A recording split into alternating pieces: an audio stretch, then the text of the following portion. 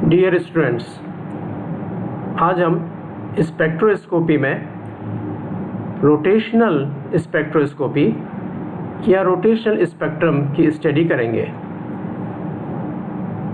इस पार्ट में हम रोटेशनल स्पेक्ट्रम या रोटेशनल स्पेक्ट्रोस्कोपी में बेसिक प्रिंसिपल क्या होता है उसको डिस्कस करेंगे और जो रोटेशनल एनर्जी लेवल होते हैं, घूर्णन ऊर्जा स्तर होते हैं, उनकी ऊर्जा को ज्ञात करने के लिए फार्मूले को डिराइव करेंगे।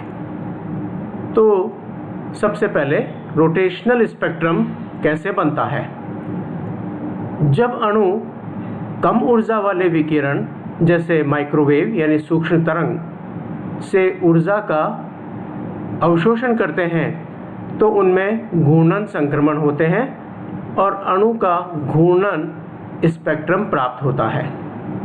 इसे माइक्रोवेव स्पेक्ट्रोस्कोपी या रोटेशनल स्पेक्ट्रोस्कोपी कहते हैं। जैसा हम जानते हैं कि घूर्णन ऊर्जा स्तरों के बीच एनर्जी डिफरेंस कम होता है, इसलिए एक कम ऊर्जा वाले विकिरण से अणु एक घूर्णन ऊर्जा स्तर से दूसरे घूर्णन ऊर्जा स्तर में संक्रमण कर जाता है। ये जो कम ऊर्जा वाले विकिरण काम में आते हैं उन्हें हम माइक्रोवेव या सूक्ष्म तरंग विकिरण कहते हैं। ये जो घूर्णन स्पेक्ट्रम है या घूर्णन स्पेक्ट्रा जो है वो अणु की गैसीय अवस्था में बनते हैं। एक घूर्णन गति को समझने के लिए कि एक अणु में घूर्णन गति किस प्रकार से होती है, घूर्णन की ऊर्जा क्या होगी, तो घूर्णन गति को समझने के लिए जो मॉलिक्यूल हम काम में ले रहे हैं उस मॉलिक्यूल को हम रिजिड रोटेटर या दृढ़ घूर्णक कहते हैं। तो हम एक दृढ़ घूर्णक का उदाहरण लेकर घूर्णन गति को एक्सप्लेन करेंगे। तो सबसे पहले दृढ़ घूर्णक या रिजिड रोटेटर किसे कहते हैं। ऐसे द्विपरमाणु कणु डायएटॉमिक मॉलिक्यूल जिनके नाभिक एक निश्चित माध्य दूरी से पृथक होते हैं दृढ़ घूर्णक माने जा सकते हैं। ये दृढ़ घूर्णक गुरुत्व केंद्र या द्रव्यमान केंद्र गुरुत्व केंद्र से गुजरने वाली अक्ष के सापेक्ष घूर्णन कर सकते हैं। इन्हें हम रिजिड रोटेटर या दृढ़ घूर्णक कहते हैं। इसका एक एग्जाम्पल हमने इस तरह से लिया है कि मान लीजिए एक द्विपरमाणु कणु है जिसमें एक परमाणु जिसको इस तरह से प्रदर्शित किया है जिसका द्रव्यमान m1, दूसरा परमाणु जिसका द्रव्यमान m2, दोनों एक दूसरे से एक निश्चित दूरी पर स्थित हैं। इन दोनों परमाणुओं के केंद्र के बीच की दूरी r है और ये जो एक पॉइंट बताया गया है इसे हम द्रव्यमान केंद्र या गुरुत्व केंद्र कह सकते हैं। इस गुरुत्व केंद्र के सापेक्ष इस अणु में घूर्णन होते हैं। इस गुरुत्व केंद्र या द्रव्यमान केंद्र से m1 परमाणु के बीच की दूरी r1 तथा m2 परमाणु से इसकी दूरी r2 है। तो माना एक अणु में दो परमाणु m1 व m2 द्रव्यमान के r दूरी पर स्थित है। इन परमाणुओं की द्रव्यमान केंद्र से दूरी r1 व r2 है। तो अब हम इस रिजिड रोटेटर के लिए कुछ फार्मूलेज यहाँ पर लर्न करेंगे। ये यहाँ ध्यान देना है कि m1 परमाणु जो हमने यहाँ इस डायग्राम में लिया है वो हल्का है और जो m2 परमाणु लिया है वो एक ज़्यादा द्रव्यमान वाला परमाणु है। तो हम कुछ फार्मूलेज यहाँ पर डिस्कस करेंगे।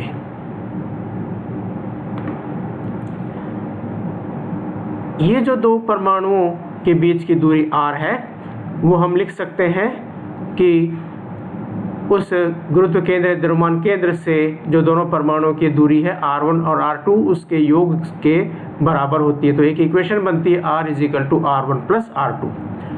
जो द्रव्यमान केंद्र या गुरुत्व केंद्र लिया गया उसके लिए कंडीशन है इस द्रव्यमान केंद्र के लिए जो द्रव्यमान केंद्र से एक परमाणु m1 द्रव्यमान वाला है उसकी दूरी r1 है, तो m1 × r1 ये बराबर होगा दूसरे परमाणु का द्रव्यमान गुणा द्रव्यमान केंद्र से उस दूसरे परमाणु के बीच की दूरी, तो ये हो गया m2r2। अर्थात द्रव्यमान केंद्र के लिए जहाँ एक परमाणु का द्रव्यमान और उसकी द्रव्यमान केंद्र से दूरी के गुणनफल का मान संतुलित होता है दूसरे परमाणु के द्रव्यमान और इस परमाणु के द्रव्यमान केंद्र के बीच की दूरी के गुणनफल से। तो m1r1 बराबर m2r2। इस इक्वेशन फर्स्ट से हम लिख सकते हैं, क्योंकि ये इक्वेशन है r = r1 + r2, तो इन तीन राशियों में से दो राशि ज्ञात हो तो हम तीसरी राशि को कैलकुलेट कर सकते हैं। तो हम इस इक्वेशन 1 से लिख सकते हैं r1 बराबर r - r2 या r2 बराबर r - r1।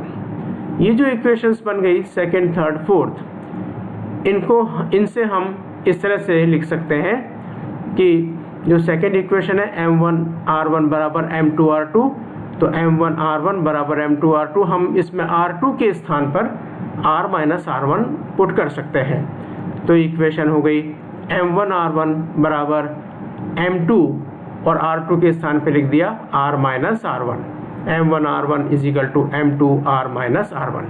इस इक्वेशन को सिंपल कर लें तो m1r1 = m2r माइनस m2r1, और हम इस m2r1 को इधर ले गए तो ये हो गया m1r1 प्लस m2r1 = m2r। इन दोनों में से r1 को कॉमन ले लिया तो r1 ये हो गया m1 plus m2 = m2 × r, या हम यहाँ से r1 निकाल सकते हैं। r1 बराबर हो जाएगा m2r divide by m1 plus m2। तो अगर हमें दोनों परमाणु का द्रव्यमान और दोनों परमाणु के बीच की दूरी का मान ज्ञात हो तो हम r1 को कैलकुलेट कर सकते हैं। ये इक्वेशन नंबर 5 हो गई। जिस तरह से ये हमने वर्क किया है उसी तरह से हम पुनः वर्क करके अब r2 की वैल्यू हम कैलकुलेट कर सकते हैं। तो r2 की वैल्यू कैलकुलेट करेंगे तो r2 का मान आ जाएगा। अब इस इक्वेशन में तो हमने जो है वो r2 = r - r1 रखा था। अब वापस इसी इक्वेशन में अगर हम r1 की जगह r - r2 रख दें और फिर इसी तरह से इक्वेशन को सॉल्व करें तो हमें r2 के लिए एक इक्वेशन प्राप्त हो जाएगी। तो r2 की जो इक्वेशन आएगी वो इस तरह से है, r2 = होगा m1 × r divide by m1 plus m2। यहाँ ये बात ध्यान में रखिए तो इक्वेशन आपको याद हो जाएगी। अगर यहाँ पर r2 है तो यहाँ m1 आएगा, और यहाँ अगर r1 है तो यहाँ m2 आएगा। तो इस तरह से हम इन इक्वेशंस के आधार पर r1 और r2 को निकाल सकते हैं। अब इसी फार्मूले में और आगे हम बढ़ें तो जो घूर्णन अक्ष है वो घूर्णन अक्ष हमने मानी है द्रव्यमान केंद्र से गुजरने वाली अक्ष। तो द्रव्यमान केंद्र से गुजरने वाली अक्ष, जिसको हम घूर्णन अक्ष कहते हैं, के सापेक्ष जड़त्व आघूर्ण अगर हम कैलकुलेट करना चाहें एक द्विपरमाणु अणु के लिए तो मोमेंट ऑफ इनर्शिया जड़त्व आघूर्ण का मान होता है I यानी मोमेंट ऑफ इनर्शिया को हम प्रदर्शित कर रहे हैं I से। तो I = होगा एक द्विपरमाणु अणु के लिए m1r1² प्लस m2r2², जहाँ m1 m2 तो क्रमशः द्रव्यमान है और r1 r2 जो है वो डिस्टेंसेस है। तो I = अब यहाँ पर इस इक्वेशन में हम ऊपर वाली इक्वेशन से r1 तथा r2 की वैल्यू पुट कर दें तो I = हो जाएगा m1, r1 की जगह हम लिख देते हैं m2r divide by m1 plus m2 इसका whole square, plus m2, r2 की जगह हम लिख देते हैं m1r divide by m1 plus m2 इसका होल स्क्वायर। इसको हम सॉल्व कर लें तो I = ये m1 है, ये हो जाएगा m2², फिर हो जाएगा r² divide by m1 plus m2 का होल स्क्वायर, प्लस m2, ये हो जाएगा m1² r² divide by m1 plus m2 का होल स्क्वायर। अब इन दोनों पदों में से हम अगर अपन देखें तो m1 m2r और यहाँ भी m1 m2r, तो हम m1 m2 और r² divide by m1 plus m2 whole square को कॉमन ले लें तो यहाँ बच जाएगा, यहाँ से तो बच जाएगा m2 और यहाँ से बच जाएगा m1, तो ये हो गया m2 प्लस m1, अर्थात इक्वेशन आ गई I is equal to m1 m2 r square divide by m1 plus m2 का whole square into m2 plus m1, या हम इसको m1 प्लस m2 भी लिख सकते हैं। यहाँ पर ये स्क्वायर है और यहाँ m1 प्लस m2 ये कैंसिल हो गया, तो बच गया पद I is equal to m1 m2 divide by एक पद बच गया m1 प्लस m2, क्योंकि यहाँ स्क्वायर था, इंटू r स्क्वायर। ये जो द्रव्यमानों वाला पद आया है m1 इंटू m2 बटा m1 प्लस m2, इसके स्थान पर हम लिखते हैं म्यू, और इस म्यू को हम कहते हैं रिड्यूस्ड मास या समानीत द्रव्यमान।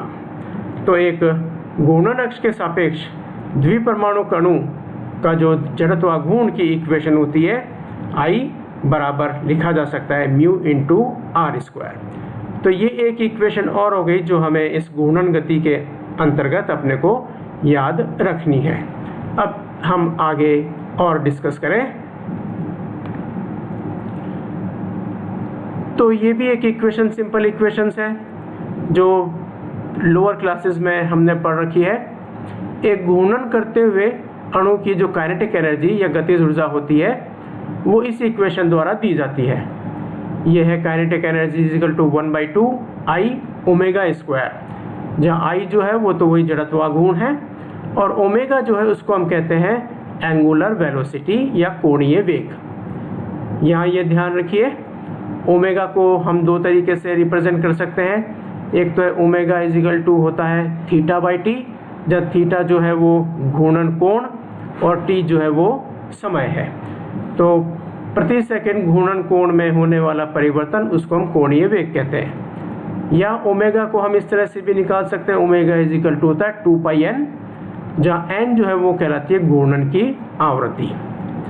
तो एक घूर्णन करते हुए अणु की गतिज ऊर्जा काइनेटिक एनर्जी बराबर होती है 1/2 I ओमेगा स्क्वायर। अब इस इक्वेशन को हम थोड़ा सा चेंज कर दें, हम यहाँ I से मल्टीप्लाई कर दें और I से डिवाइड कर दें। तो I से मल्टीप्लाई किया तो I स्क्वायर, डिवाइड किया I, तो 1/2, इसको हम दोनों को लिख सकते हैं I ओमेगा का whole square divide by I हो गया। वापिस यहाँ ये जो टर्म आई है I इंटू ओमेगा, इसे हम कहते हैं घूर्णन करते हुए अणु का कोणीय संवेग यानी एंगुलर मोमेंटम। तो इस I ओमेगा जो है वो एंगुलर मोमेंटम कहलाता है, कोणीय संवेग, और इसको हम संकेत देते हैं L। तो पुनः काइनेटिक एनर्जी की इक्वेशन बन जाएगी kinetic energy is equal to 1/2। ये L है, यहाँ स्क्वायर है तो हमने लिख दिया L square divide by I। तो kinetic energy is equal to 1/2 L square by I। अब ये जो कोणीय संवेग है इसके कुछ निश्चित मान होते हैं, अर्थात हम कह सकते हैं कोणीय संवेग क्वांटीकृत होता है। और ये कोणीय संवेग के जो मान है एक घूर्णन करते हुए अणु के लिए ये घूर्णन क्वांटम संख्या के मानों पर निर्भर करता है। तो जो कोणीय संवेग है उसके लिए एक इक्वेशन है L is equal to √J into J+1, under root के बाहर इंटू H/2π, जहाँ J जो है वो कहलाती है घूर्णन क्वांटम संख्या। इस J के जो है डिफरेंट वैल्यूज़ हो सकती है, पूर्णांक मान होते हैं, इसका मान 0 हो सकता है, 1 हो सकता है, 2 हो सकता है, एटसेट्रा। तो अब हम ये जो L है कोणीय संवेग उसके मान को हम यहाँ रख दें, ये जो √J into J+1 into H/2π को हम यहाँ रख दें, तो काइनेटिक एनर्जी की इक्वेशन आ जाएगी kinetic energy is equal to 1/2। ये L स्क्वायर है, इस पूरे पद का हम स्क्वायर कर दें तो ये अंडर रूट हट जाएगा, ये हो गया J इंटू J+1 और इस पद का स्क्वायर हो गया तो ये हो गया H²/4π², और यहाँ जो है भाग लग रहा है I का, तो I हमने यहाँ लिख दिया। तो कंप्लीट इक्वेशन हो गई kinetic energy is equal to 1/2 J into J+1 H²/4π²I। वापिस इसको रीअरेंज करके हम लिख दें तो kinetic energy is equal to हो जाएगा H² और ये हो जाएगा 8π²I इंटू J+1। यह एक घूर्णन गति करते हुए अणु की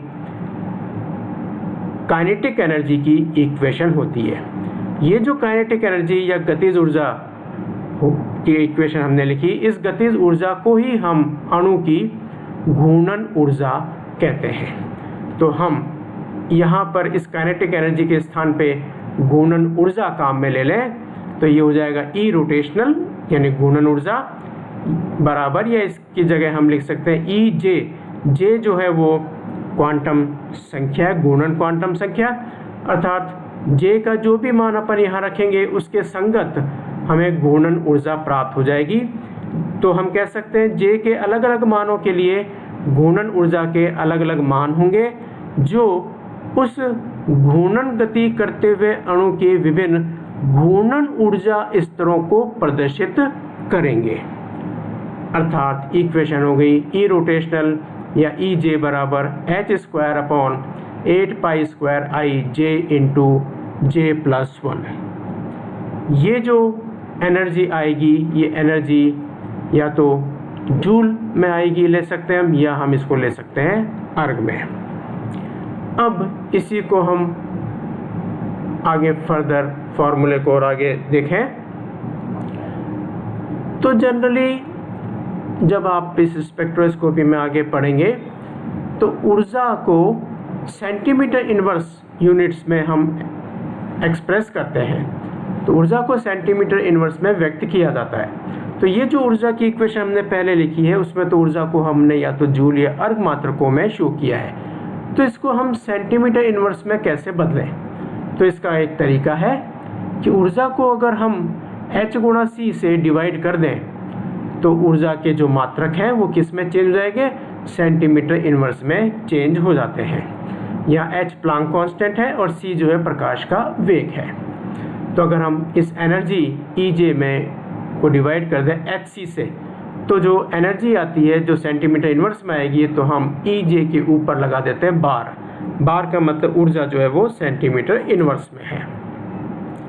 तो हम उसमें HC का भाग लगा दें तो जो पहले EJ की इक्वेशन थी वो थी h²/8π²I j/1। HC से डिवाइड कर दिया तो एक H कम हो गया, h/8π²I और ये हो गया C × j/1। अगर हम यहाँ प्लांक कांस्टेंट H को अर्ग सेकेंड में ले लें और इस एनर्जी को अर्ग में ले लें तो हम यूँ शो कर सकते हैं कि ये EJ बार जो है इजिकल टू इसकी यूनिट्स हो जाएंगी। ऊपर जो है एनर्जी को हमने अर्ग में शो कर दिया, प्लांक कांस्टेंट अर्ग सेकेंड, C प्रकाश का वेग सेंटीमीटर पर सेकेंड या सेंटीमीटर सेकेंड इनवर्स। ये second negative positive cancel out हो गए, ये अर्ग कैंसिल आउट हो गए, बच गया 1/cm। 1/cm को हम लिख सकते हैं सेंटीमीटर इनवर्स। तो इसका मतलब एनर्जी में अगर हम HC का भाग दे दें तो जो यूनिट्स आ जाएंगी वो हो जाएंगी सेंटीमीटर इनवर्स, या ऊर्जा जो है वो सेंटीमीटर इनवर्स में आ जाती है। तो जैसे हमने इसमें HC का भाग दिया तो ये जो टर्म आ गई यहाँ पे h/8π²IC, इसके स्थान पर हम लिख देते हैं B, कैपिटल B। तो एक नई इक्वेशन हमें प्राप्त हो जाएगी जो एक घूर्णन गति करते हुए अणु के लिए हम कह सकते हैं ऊर्जा की इक्वेशन है सेंटीमीटर इनवर्स यूनिट्स में। तो E bar J is equal to B और आगे है J × j/1 सेंटीमीटर इनवर्स। यहाँ ये जो हमने संकेत कैपिटल B लिया है इसे हम अणु का घूर्णन स्थिरांक कहते हैं। तो B जो है B इज इक्वल टू है h/8π²I × C। तो अगर हम इसको देखें तो यहाँ H कांस्टेंट है, 8 कांस्टेंट है, पाई कांस्टेंट है, C कांस्टेंट है। इसका मतलब ये जो B का मान है वो डिपेंड करेगा I पर, एक अणु के जड़त्व आघूर्ण पर। तो अलग अलग प्रकार के अणुओं के लिए I का मान अलग होता है, तो इसलिए उन अणुओं के लिए B के मान भी अलग अलग प्राप्त होंगे। तो इस प्रकार से एक अणु विशिष्ट के लिए जो घूर्णन ऊर्जा स्तरों के ऊर्जाओं के मान हैं वो घूर्णन क्वांटम संख्या के मानों पर डिपेंड करते हैं। इसी को हम यहाँ इस तरह से भी एक्सप्लेन कर सकते हैं। यह इक्वेशन एक द्विपरमाणु कणों की घूर्णन ऊर्जा के मानों को प्रदर्शित करती है, जो घूर्णन क्वांटम संख्या J के मानों पर निर्भर करती है। तो यदि हम अब इस इक्वेशन में J के डिफरेंट वैल्यूज़ रख दें, तो सपोज़ हमने सबसे पहले J की लोएस्ट वैल्यू J = 0 रख दी। J = 0 रखते ही ये जो एनर्जी सेंटीमीटर इनवर्स में है, ये 0 रखते ही पूरा मान जो हो गया वो 0 सेंटीमीटर इनवर्स हो गया। अब इसके बाद J की जगह हमने वैल्यू 1 रखी, तो ये 1 + 1 2 हो गया, तो 2 × B, तो ये हो गया एनर्जी की वैल्यू 2B सेंटीमीटर इनवर्स में। J = 2 रखा, यहाँ 2 रखेंगे तो 2 + 1 3, यहाँ 2 रखेंगे तो 6 हो गया, तो ये हो गया 6B। और जब J = यहाँ 3 रखेंगे तो 3 + 1 4, यहाँ 3 रखा तो 12B, तो हो जाएगा 12B सेंटीमीटर इनवर्स। इन मानों का अर्थ ये हुआ कि ये जो वैल्यूज़ आ रही है एनर्जी की, ये विभिन्न घूर्णन ऊर्जा स्तरों को प्रदर्शित कर रही है। अर्थात ये प्रथम घूर्णन ऊर्जा स्तर हो गया जिसकी घूर्णन ऊर्जा का मान 0, ये उसके बाद सेकंड घूर्णन ऊर्जा स्तर हो गया जिसकी घूर्णन ऊर्जा का मान 2B, उसके बाद घूर्णन ऊर्जा स्तर का मान 6B, उसके बाद घूर्णन ऊर्जा स्तर का मान जो है वो 12B सेंटीमीटर इनवर्स होता है। तो इस प्रकार से एक अणु के विभिन्न घूर्णन ऊर्जा स्तर की ऊर्जाओं के मान हमें प्राप्त हो जाएंगे इस प्रकार की समीकरण के अनुसार जो सेंटीमीटर इनवर्स में है। तो अपने को ये जो यहाँ पर मैंने बताया आपको ऊर्जा को सेंटीमीटर इनवर्स में व्यक्त करना, ये आपको याद रखना है, जो इस रोटेशनल स्पेक्ट्रोस्कोपी में आगे बार बार हम इसको काम में लेंगे।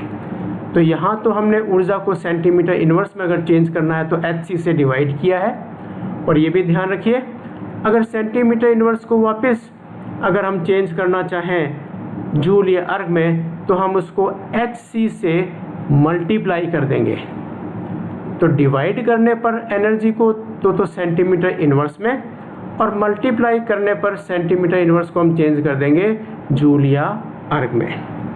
तो इस प्रकार से ये रोटेशनल स्पेक्ट्रोस्कोपी, या हम कह सकते हैं एक माइक्रोवेव स्पेक्ट्रोस्कोपी में एक दृढ़ घूर्णक, एक रिजिड रोटेटर के विभिन्न ऊर्जा स्तर को हम यहाँ पर उनकी ऊर्जाओं के मानों को प्रदर्शित कर सकते हैं। ये पार्ट जो है या इसके आगे आने वाला पार्ट अगले वीडियो में, वो एग्ज़ाम्स के हिसाब से भी, उसके अकॉर्डिंग टू एग्जामिनेशन भी ये एक इम्पॉर्टेंट पार्ट अपना इसमें बनता है।